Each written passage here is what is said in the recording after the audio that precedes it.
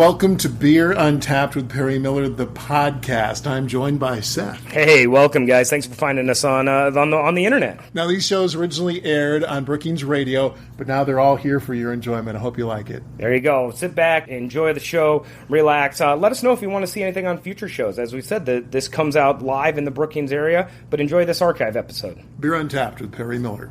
Welcome to Beer Untapped with Perry Miller.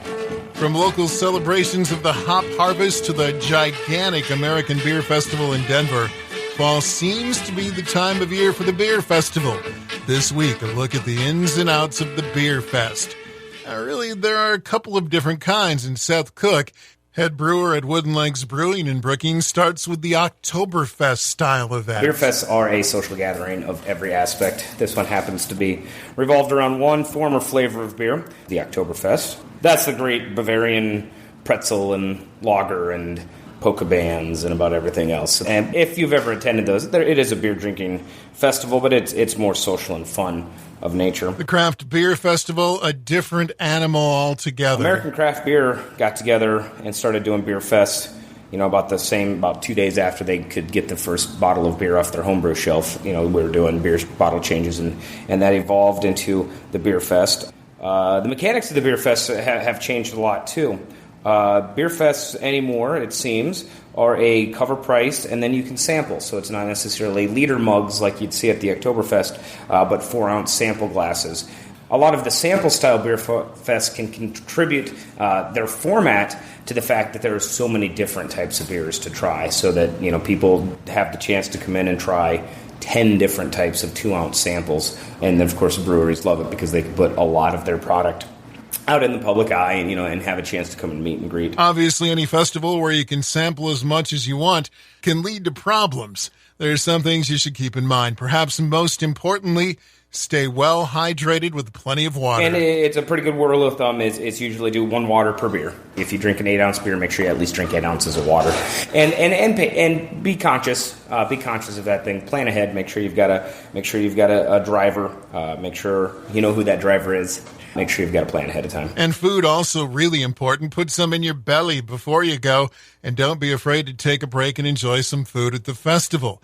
Angela Yaney, certified Cicerone and taproom manager at Wooden Leg, says you should have a plan. I really didn't have a plan at my first beer fest when I went to Minneapolis for the autumn beer review. We were on our way, and we ended up getting a flat tire, so we ended up showing up right at 1 o'clock when it started, and then I didn't have a beer list. I just kind of was walking along, saw a brewery, was like, I should try some of their stuff, Didn't have any water, didn't have a thought about how we were going to get from point A to point B later, so we ended up just sitting in the parking lot for an hour drinking a bunch of water, waiting to sober up. It was not a plan. It was not a plan at all. So highly recommend having a plan, by all means. And I think this is vital to not overdoing it. Find a beer list ahead of time. Pick out the ones you really want to try. Some people go to the festival just for the festival aspect of it, and they're doing it right. And some people go to the festival for the scientific aspect of it and just the analytical aspect of it, and they're also doing it right. So there's people that will come with a list of things that they absolutely want to try first. Obviously, if there's some rare beers in there, those are things that are going to go fast. So if you get in line for those, if you see something on the list that you haven't seen before. But if you're looking for a progression, I usually suggest to start, from a lightest to darkest type of thing. More on beer festivals when Beer Untapped with Perry Miller continues right after this. It's that time of the year to celebrate beer, so why don't you try something new?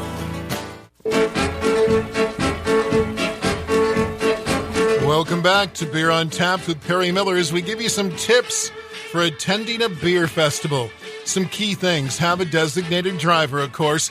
Drink plenty of water. Don't go on an empty stomach. And have a plan of attack. Also, a sage bit of wisdom from certified Cicerone Angela Yaney. There's so many of these, sought-after beers, and, I wouldn't overlook the smaller breweries you've never heard of, because they usually have some really awesome stuff, too. It's just not as well publicized as everything else. One of the best parts of a good beer festival, the chance to talk to representatives from breweries or even the brewers themselves. And I'll tell you, as a brewer, and even Ange is repped for us as our taproom manager. We like that. I mean, it's good to get feedback. It's good to talk to people in the industry. It's good to we have a unique opportunity that we talk to a lot of customers anyway because of the taproom here.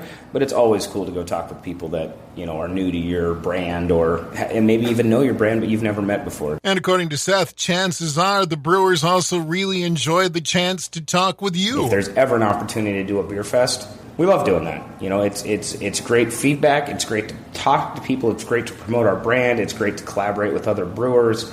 That's kind of what we stand for around here. We really like just the atmosphere of craft beer, and it's exemplified through the Beer Fest. Among the upcoming nearby beer festivals, Beervana at Monks and Sioux Falls on Saturday, Shell's Oktoberfest October 10th in New Ulm, and the Sioux Falls Craft Beer Expo November the 7th.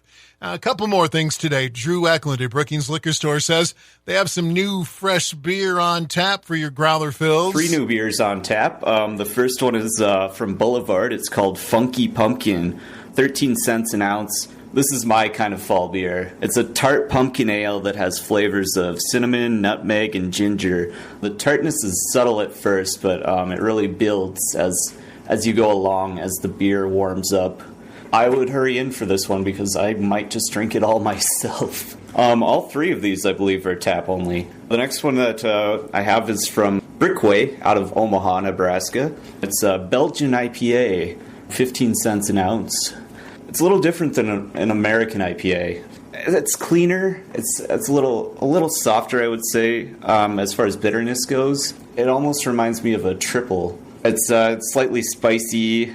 The last one I have is from Twisted Pine out of Boulder, Colorado.